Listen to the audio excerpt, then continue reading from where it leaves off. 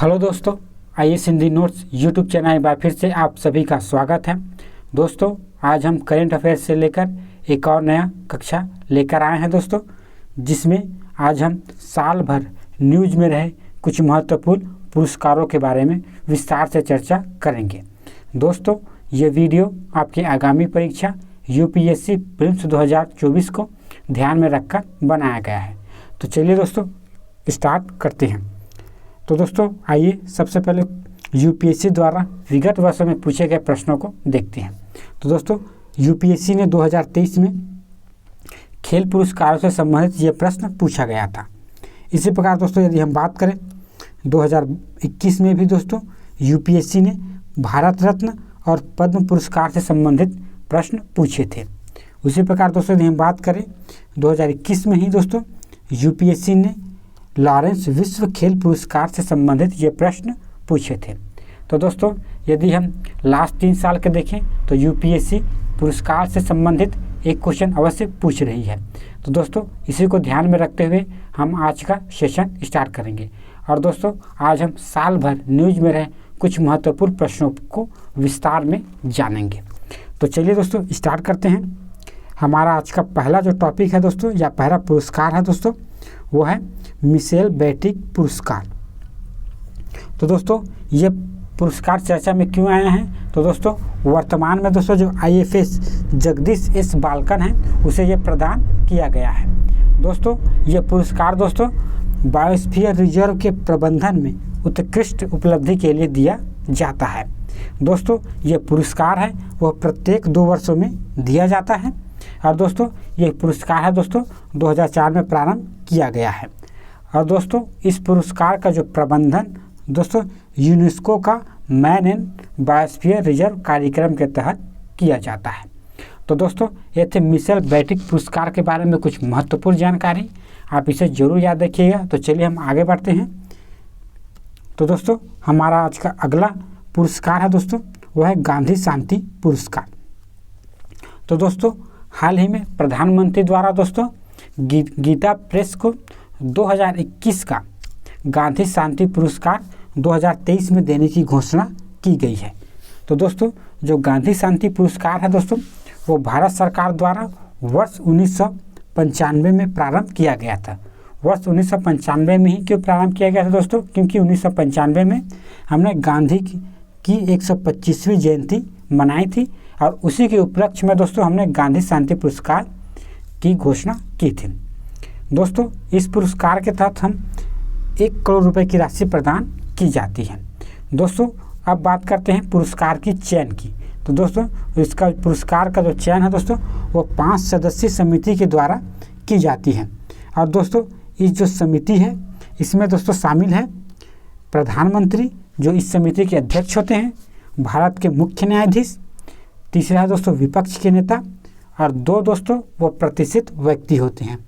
ये जो प्रतिष्ठित व्यक्ति हैं दोस्तों या तो पूर्व के जूरी सदस्य हो सकते हैं या संसद सदस्य, पूर्व विजेता हो सकते हैं दोस्तों या संयुक्त राष्ट्र के महासचिव हो सकते हैं, विश्वविद्यालय के कुलपति, मुख्यमंत्री, राज्यपाल, नोबेल पुरस्कार विजेता जो विगत 5 वर्षों के हों, उससे अधिक के नहीं होने चाहिए, अंतर्राष्ट्रीय संगठनों के प्रमुख या इनके द्वारा नामित कोई व्यक्ति। तो दोस्तों जो गांधी शांति पुरस्कार है उसके चयन समिति में 5 सदस्य होते हैं। तो चलिए दोस्तों अब आगे बढ़ते हैं। दोस्तों यदि हम बात करें पुरस्कार के नामांकन के लिए तो दोस्तों पुरस्कार के नामांकन से पहले 10 वर्षों के भीतर किए गए कार्य पर विचार किया जाता है। दोस्तों जो जूरी का निर्णय होता है वो अंतिम होता है और उसे आप चुनौती नहीं दे सकते हैं। दोस्तों यह पुरस्कार दोस्तों भारत सरकार के संस्कृति मंत्रालय के द्वारा प्रदान किया जाता है। दोस्तों यह पुरस्कार राष्ट्रपति भवन में राष्ट्रपति के द्वारा प्रदान किया जाता है। दोस्तों यदि पहला गांधी पुरस्कार की बात करें तो दोस्तों जो पहला गांधी शांति पुरस्कार है वह तंजानिया के राष्ट्रपति को दिया गया है। उसी प्रकार दोस्तों यदि हम बात करें पहला भारतीय संस्था जिसे गांधी शांति पुरस्कार दिया गया है वह है रामकृष्ण मिशन। यदि दोस्तों हम बात करें व्यक्तिगत रूप में तो पहले भारतीय व्यक्ति है जिन्हें गांधी शांति पुरस्कार मिला है वह है बाबा आमटे। और दोस्तों यदि अब तक वर्तमान की स्थिति में बातें तो केवल 2 ही व्यक्ति हैं जिसे दोस्तों गांधी शांति पुरस्कार प्रदान किया गया है। उनमें से पहला है दोस्तों बाबा आमटे और दूसरा है दोस्तों श्री चंदी प्रसाद भट्ट, जो कि चिपको आंदोलन से संबंधित है। तो दोस्तों चलते हैं हम अपने अगले पुरस्कार की तरफ। आज का हमारा अगला पुरस्कार है दोस्तों, वो है भूमि सम्मान पुरस्कार 2023। तो दोस्तों हाल ही में राष्ट्रपति ने डिजिटल इंडिया भूमि रिकॉर्ड आधुनिकीकरण कार्यक्रम को अपने लक्ष्य को पूरा करने के लिए उत्कृष्ट योगदान के लिए भूमि सम्मान पुरस्कार 2023 प्रदान किया गया है। दोस्तों इसका जो नोडल मंत्रालय है वह है ग्रामीण विकास मंत्रालय। दोस्तों जो डिजिटल इंडिया भूमि रिकॉर्ड आधुनिकीकरण कार्यक्रम है, इसे दोस्तों वर्ष 2016 में केंद्रीय क्षेत्र की एक योजना के रूप में प्रारंभ किया गया है। दोस्तों जो डिजिटल इंडिया रिकॉर्ड आधुनिकीकरण कार्यक्रम है उसे 5 वर्षों अर्थात दोस्तों 2021-22 से 2025-26 के लिए बढ़ाया गया है। दोस्तों यदि हम भूमि पुरस्कार 2023 में सर्वश्रेष्ठ राज्य की बात करें तो उसे दोस्तों ओडिशा राज्य को पुरस्कृत किया गया है। यदि हम बात करें डिजिटल इंडिया भूमि रिकॉर्ड आधुनिकीकरण कार्यक्रम की, तो दोस्तों इसका जो उद्देश्य है वो अदालती मामलों को कम करना है। और दोस्तों जो उत्कृष्ट कार्य करने के लिए 75 वर्ष में पहली बार इसको भूमि पुरस्कार प्रदान किया जा रहा है। तो दोस्तों ये थे भूमि सम्मान पुरस्कार 2023 के बारे में कुछ महत्वपूर्ण फैक्ट एवं जानकारी, आप इसे जरूर याद रखिएगा। तो चलिए अब हम आगे बढ़ते हैं। हमारा जो अगला जो पुरस्कार है दोस्तों वो है शांति स्वरूप भटनागर पुरस्कार। तो दोस्तों आमतौर पर दोस्तों इसकी घोषणा जो है 26 सितंबर को वैज्ञानिक तथा औद्योगिक अनुसंधान CSRI स्थापना दिवस पर की जाती है। दोस्तों उसके जो CSRI के जो है 80वें स्थापना दिवस के अवसर पर इस पुरस्कार की घोषणा की गई थी। दोस्तों ये जो पुरस्कार है वह दोस्तों 7 क्षेत्रों में दिया जाता है: जैविक, रासायनिक, पृथ्वी, इंजीनियरिंग, गणित, चिकित्सा और भौतिक। दोस्तों ये जो पुरस्कार है वह 45 वर्ष से कम उम्र की भारतीय नागरिक, OIC या OCI या NRI को दिया जाता है। दोस्तों जो डॉक्टर शांति स्वरूप भटनागर है वो वैज्ञानिक एवं अनुसंधान परिषद CSRI के जो है प्रथम संस्थापक निर्देशक है। और दोस्तों जो डॉक्टर शांति स्वरूप भटनागर है उस 1954 में पद्म विभूषण दिया गया था। दोस्तों पहली बार ये पुरस्कार दोस्तों वर्ष 1958 में प्रदान किए गए थे। दोस्तों वर्तमान में इस पुरस्कार को दोस्तों 12 वैज्ञानिकों को दिया गया है। तो चलिए दोस्तों हम आगे बढ़ते हैं। तो दोस्तों ये थे शांति स्वरूप भटनागर पुरस्कार के बारे में संपूर्ण जानकारी। आप इसका चाहे तो नोट्स भी बना सकते हैं। तो चलिए अब आगे बढ़ते हैं। हमारा जो अगला जो पुरस्कार है दोस्तों वो है वीरता पुरस्कार। तो दोस्तों जो भारत सरकार है दोस्तों वह 26 जनवरी 1950 को 3 वीरता पुरस्कार के प्रारंभ किए गए थे। उनमें से दोस्तों परमवीर चक्र, महावीर चक्र और वीर चक्र स्थापित किए गए थे, जिन्हें दोस्तों 15 अगस्त 1947 से प्रभावी माना गया। दोस्तों 1952 में 3 अन्य वीरता पुरस्कार जिसमें अशोक चक्र 1, अशोक चक्र 2 और अशोक चक्र 3 को स्थापित किया गया, जिन्हें भी दोस्तों 15 अगस्त 1947 से प्रभावी माना गया। दोस्तों जनवरी 1967 में इन पुरस्कारों का जो है नाम बदलकर दोस्तों क्रमशः अशोक चक्र, कीर्ति चक्र और शौर्य चक्र कर दिया गया। तो दोस्तों प्रारंभ में जो वीरता पुरस्कार है दोस्तों उसमें अशोक चक्र 1, अशोक चक्र 2 और अशोक चक्र 3 के रूप में इसे स्थापित किया गया था, और बाद में 1947 में इसका नाम बदलकर अशोक चक्र, कीर्ति चक्र और शौर्य चक्र कर दिया गया। वीरता पुरस्कारों की जो घोषणा है दोस्तों वो वर्ष में 2 बार किया जाता है। पहला दोस्तों गणतंत्र दिवस अर्थात 26 जनवरी और दूसरा है दोस्तों स्वतंत्रता दिवस अर्थात 15 अगस्त में। इसका जो वरीयता क्रम है दोस्तों सबसे पहले होगा दोस्तों परमवीर चक्र, उसके बाद आता है अशोक चक्र, उसके बाद महावीर चक्र, उसके बाद कीर्ति चक्र, उसके बाद वीर चक्र और अंतिम है दोस्तों शौर्य चक्र। दोस्तों एक बात और याद रखिएगा, जो कीर्ति चक्र और शौर्य चक्र है वह सैनिकों के साथ साथ नागरिकों को भी प्रदान किया जाता है। तो दोस्तों ये थे कुछ महत्वपूर्ण जानकारी जो कि वीरता पुरस्कार से संबंधित है, आप इसे जरूर याद रखिएगा। तो चलिए हम आगे बढ़ते हैं। आज का हमारा अगला पुरस्कार है दोस्तों, वह है राष्ट्रीय फिल्म पुरस्कार। तो दोस्तों इसे पहली बार 1954 में प्रदान किया गया था। शुरुआत में दोस्तों इसे राज्य पुरस्कार कहा जाता था और दोस्तों यह क्षेत्रीय भाषाओं की फिल्मों को दिया जाता था। तो दोस्तों याद रखिएगा, जो राष्ट्रीय फिल्म पुरस्कार है उसे 1954 में प्रदान किया गया और दोस्तों इसे पहले दोस्तों राज्य पुरस्कार के नाम से जाना जाता था। दोस्तों यह पुरस्कार है दोस्तों भारत के राष्ट्रपति द्वारा प्रदान किया जाता है। इस पुरस्कार की श्रेणी की बात करें दोस्तों तो इसमें 4 श्रेणियाँ होती हैं, फीचर, नॉन फीचर और सिनेमा पर सर्वश्रेष्ठ लेखन। यदि दोस्तों इससे संबंधित कुछ महत्वपूर्ण जानकारी देखें तो दोस्तों जो पहली बेस्ट एक्ट्रेस किसको दिया गया दोस्तों, वो दिया गया था नरगिस दत्त को। और यदि पहले बेस्ट एक्टर की बात करें तो उसे दिया गया था दोस्तों उत्तम कुमार को। और दोस्तों पहली बेस्ट फिल्म के रूप में प्रदान किया गया पुरस्कार है दोस्तों वह मराठी फिल्म को दिया गया था। यदि दोस्तों 2023 में बात करें तो राष्ट्रीय फिल्म का 2021 का 59वें सत्र के लिए दिया गया है। दोस्तों यह पुरस्कार दोस्तों सूचना प्रसारण मंत्रालय द्वारा प्रदान किया जाता है। तो दोस्तों यह राष्ट्रीय फिल्म पुरस्कार के बारे में कुछ महत्वपूर्ण फैक्ट आप चाहे तो इसका स्क्रीनशॉट या इसका नोट्स जरूर बनाइएगा। तो चलिए हम आगे बढ़ते हैं। हमारा अगला पुरस्कार है दोस्तों, वह है दोस्तों रेमस मैग्नेस पुरस्कार। तो आइए दोस्तों इसके बारे में जान लेते हैं। दोस्तों इसका जो नाम है वो फिलीपींस के 7वें राष्ट्रपति रेमस मैग्नेस के नाम पर रखा गया है। दोस्तों ये जो पुरस्कार है सामाजिक योगदान से संबंधित गतिविधियों के लिए हर साल एशिया के व्यक्ति या संगठनों को प्रदान किया जाता है। तो दोस्तों जो याद रखिएगा, जो रेमस मैग्नेस पुरस्कार है यह केवल एशिया के व्यक्ति को या एशिया के संगठनों को प्रदान किया जाता है, इसीलिए दोस्तों इसे हम एशिया का नोबेल पुरस्कार कहते हैं। दोस्तों इसकी जो स्थापना है वो 1997 में की गई है। किसके द्वारा किया गया दोस्तों, तो किया गया राफ फेयर सोसाइटी के सहयोग से। हालांकि दोस्तों दलाई लामा को दोस्तों वर्तमान में 64 साल बाद व्यक्तिगत रूप से दोस्तों 1959 का रेमस मैग्नेस पुरस्कार दिया गया है वर्तमान में। तो चलिए दोस्तों अब हम आगे बढ़ते हैं। दोस्तों यदि बात करें यह पुरस्कार है दोस्तों 31 अगस्त को अर्थात दोस्तों फिलीपींस के जो राष्ट्रपति है उसके जन्म दिवस में फिलीपींस मनीला में दिया जाता है। दोस्तों 1958 से 2008 तक इसे दोस्तों 6 श्रेणी में प्रदान किया जाता था।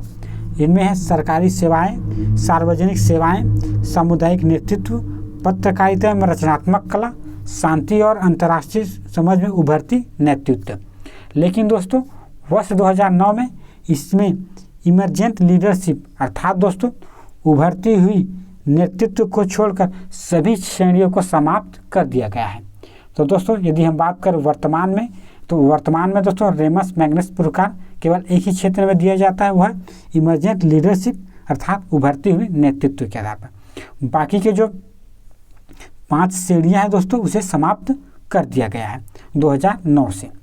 दोस्तों यदि हम बात करें पहले भारतीय जिसे रेमस मैग्नेस पुरस्कार दिया गया है वह विनोबा भावे, जिसे 1998 में प्रदान किया गया है। अब तक दोस्तों बात करें तो 59 भारतीयों को यह पुरस्कार मिल चुका है। तो दोस्तों यह है रेमस मैग्नेस के बारे में कुछ महत्वपूर्ण फैक्ट और जानकारी, आप इसे जरूर याद रखिएगा, साथ ही साथ आप चाहे तो इसका नोट्स जरूर बनाइएगा। तो चलिए दोस्तों अब हम आगे बढ़ते हैं। हमारा अगला जो पुरस्कार है दोस्तों वो है राष्ट्रीय विज्ञान पुरस्कार।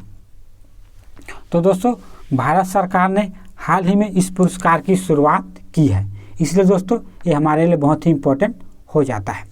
दोस्तों ये जो पुरस्कार है वो 4 श्रेणी में प्रदान किया जाएगा। पहला है दोस्तों विज्ञान रत्न, जो व्यक्ति जीवन भर उपलब्धियों के लिए दिया जाएगा। दूसरा है दोस्तों विज्ञान श्री, जो दोस्तों विशिष्ट योगदान के लिए इस पुरस्कार को दिया जाएगा। तीसरा है दोस्तों विज्ञान युवा शांति स्वरूप भटनागर पुरस्कार, जो कि दोस्तों 45 वर्ष से कम उम्र के वैज्ञानिकों को प्रदान किया जाएगा। और चौथा दोस्तों विज्ञान टीम पुरस्कार, जिसमें दोस्तों 3 या 3 से अधिक वैज्ञानिकों की एक टीम को प्रदान किया जाएगा। दोस्तों जो राष्ट्रीय विज्ञान पुरस्कार है, इसे सरकारी और निजी क्षेत्र में काम करने वाले दोनों व्यक्ति को प्रदान किया जाएगा। तो चलिए दोस्तों हम आगे बढ़ते हैं। यदि दोस्तों इसके चयन प्रक्रिया की बात करें तो दोस्तों इसमें भी एक समिति के माध्यम से इसमें चयन किया जाएगा, जिसमें दोस्तों एक अध्यक्ष होगा जो कि भारत के प्रधान वैज्ञानिक सलाहकार होंगे, और उनमें दोस्तों कुछ सदस्य होंगे जो कि विज्ञान विभाग के सचिव, विज्ञान एवं इंजीनियरिंग अकादमी के सदस्य और कुछ प्रतिष्ठित वैज्ञानिक और प्रौद्योगिकीविद होंगे। तो दोस्तों इसका जो चयन होगा वो एक समिति करेंगे, जिसके जो अध्यक्ष होंगे वो भारत के प्रधान वैज्ञानिक सलाहकार और इनमें कुछ सदस्य शामिल होंगे। दोस्तों इस पुरस्कारों की घोषणा हर साल दोस्तों 11 मई अर्थात दोस्तों राष्ट्रीय प्रौद्योगिकी दिवस के अवसर पर की जाएगी। और दोस्तों यदि पुरस्कार के वितरण की बात करें तो इसका वितरण दोस्तों 23 अगस्त में किया जाएगा, क्योंकि दोस्तों 23 अगस्त को हम राष्ट्रीय अंतरिक्ष दिवस के रूप में मनाया जाता है। इसी प्रकार दोस्तों इस पुरस्कार को राष्ट्रपति या उपराष्ट्रपति द्वारा प्रतिवर्ष प्रदान किया जाएगा। तो दोस्तों यह कुछ महत्वपूर्ण तथ्य एवं जानकारी जो राष्ट्रीय विज्ञान पुरस्कार से संबंधित है, आप इसे जरूर याद रखिएगा और इसके नोट्स भी जो बनाते हुए चले जाइएगा। अब जो हमारा अगला पुरस्कार है दोस्तों वो है बुकर पुरस्कार। तो दोस्तों जो बुकर पुरस्कार है उसको दोस्तों 1969 में स्थापित किया गया था। दोस्तों यह पुरस्कार किसी भी देश के नागरिक द्वारा अंग्रेजी भाषा में लिखे गए तथा ब्रिटेन और आयरलैंड में प्रकाशित साहित्य रचना में के लिए दिया जाता है। तो दोस्तों जो बुकर पुरस्कार है वो पुरस्कार है दोस्तों किसी भी देश के नागरिक को अंग्रेजी भाषा में लिखे हुए तथा ब्रिटेन और आयरलैंड में प्रकाशित साहित्यिक रचना के लिए प्रदान किया जाता है। दोस्तों बुकर पुरस्कार जीतने वाले जो पहले भारतीय हैं वो भारतीय महिला है दोस्तों, वो है अरुंधति राय।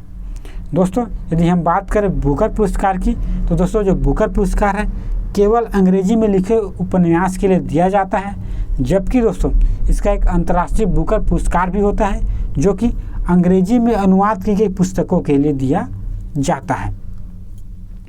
तो दोस्तों यदि हम बात करें भारत में तो कुल अभी 8 लेखकों को बुकर पुरस्कार प्रदान किया जा चुका है। दोस्तों यदि हम बात करें कोपा पुरस्कार, यासीन पुरस्कार और गार्डन मुलर पुरस्कार, ये जो सभी पुरस्कार हैं दोस्तों वो फुटबॉल से संबंधित होते हैं।